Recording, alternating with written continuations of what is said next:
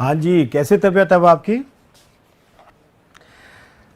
मैंने ये मेडिसिन लिख दी है, दिन में 3 टाइम खानी है और 3 हफ्ते का कोर्स है। हाँ, एक बात का ख्याल रखना, मिस ना हो जाए दवाई, क्योंकि एंटीबायोटिक है, वरना दोबारा से स्टार्ट करनी पड़ेगी। नहीं, आप फिक्र ना करें, दोबारा से एंटीबायोटिक नहीं लगानी पड़ेगी। मैं खुद अपने हाथों से खिलाऊंगा इसको दवाई, और हर तीजे चौथे दिन इसको लेके भी आऊँगा मुआयने के लिए। इसको ना हर बात की ना जल्दी होती है। पहले जख्म खाने की जल्दी थी, अब हवेली जाने की जल्दी है। पता नहीं चाहता क्या है ये। अरे भाई, ये अस्पताल है, भला यहाँ किसका दिल लगता है? और वैसे भी आपका दोस्त यहाँ बोर हो गया। मैं तो भी चाहता था कि 1 हफ्ता और रुक जाता तो सही इलाज हो जाता। चले खैर, घर पे भी इलाज हो सकता है, लेकिन एहतियात ज़रूरी है।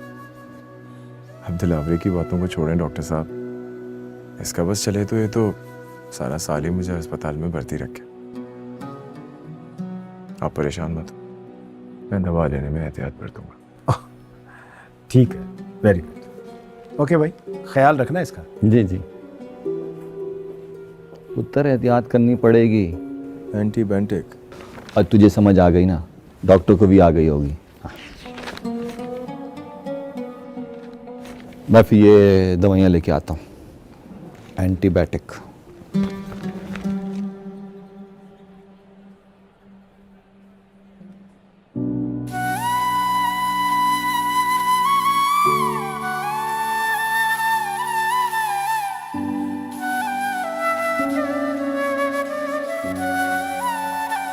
माही बीबी, मुल्तान से परोना आ गए और बहुत ही करीब पहुंच गए। अभी अभी इतला मिली। चलो चलो, हम भी देखते हैं कैसा लग रहा है। भाभी, लेकिन अगर हमें किसी ने मर्दाने में देख लिया तो? कोई नहीं देखेगा, हम छत पर जाकर चुपके से देखेंगे। लेकिन फिर भी अरे कुछ नहीं होता, चलो चलो चलो।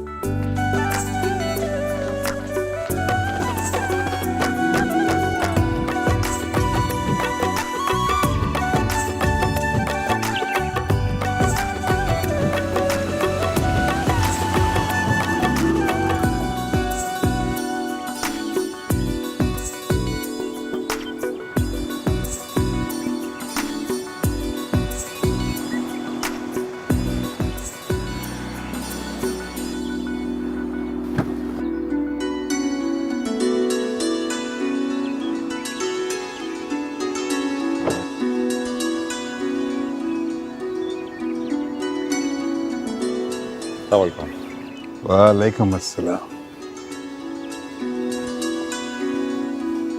आओ बेटा आओ। जी आइए।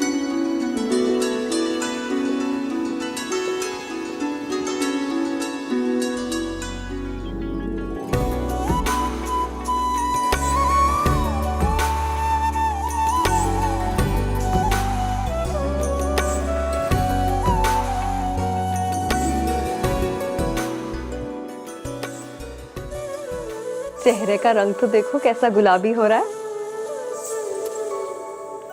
भाई किसी ने बिल्कुल ठीक ही कहा है, खुशी इंसान को और भी ज्यादा खूबसूरत बना देती है।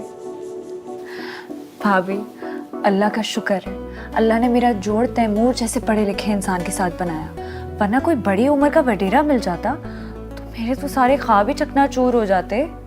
ऐसा बिल्कुल नहीं होता। हम अपनी प्यारी सी माही के लिए बिल्कुल ऐसा ही दूल्हा तो ढूंढ रहे थे, और देखो मिल गया।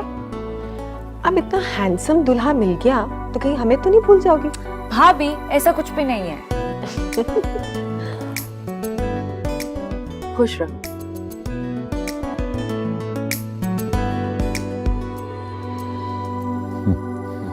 नहीं अंकल, मेरी इरिटेशन का सिर्फ ये रीज़न नहीं है कि मैं हमेशा से बाहर रहा हूँ, बल्कि मेरा इंटरेस्ट हमेशा से आईटी और बिजनेस की तरफ ज़्यादा रहा है। और फिर ये जमींदारी जागीरदारी, मुझे लगता है ये तो मेरे बस की बात ही नहीं है।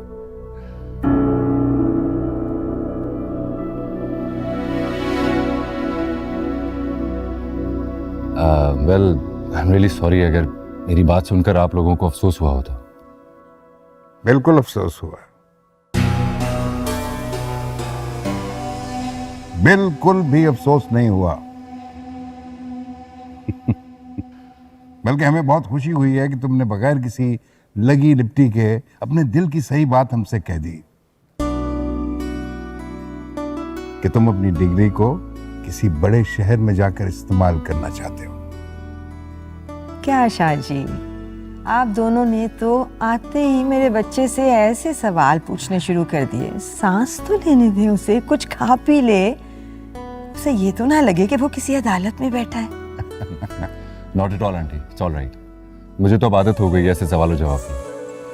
बल्कि सिकंदर भाई के दोस्त और उनके जानने वाले भी बड़ी हैरत में आ जाते हैं जब मैं उनसे ऐसी बातें करता हूँ। तो फिर कि मैं अपने बुजुर्गों की इतनी बड़ी ज़मीन और जायदाद छोड़कर बाहर जाकर सेटल होना चाहता हूँ।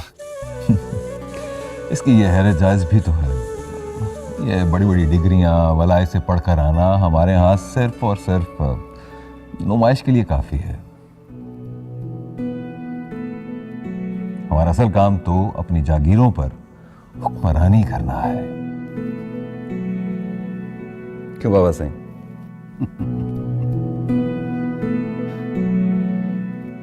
तो फिर बस आप यही समझ लीजिए कि मेरे अंदर ये जर्म्स हैं ही नहीं। मैं दुनिया को खुद एक्सप्लोर करना चाहता हूँ।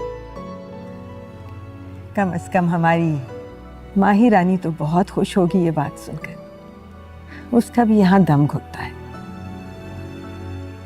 बाहर जाकर अपनी पढ़ाई मुकम्मल करना चाहती है। अरे वाह, ये तो बहुत ही अच्छी बात हुई। इंसान को वही करना चाहिए जिसका उसने ख्वाब देखा हो। शायद आज़ादी इसी का नाम है। भाई देखो, अब सवाल जवाब खत्म है। कोई चाय शाय नहीं होगी?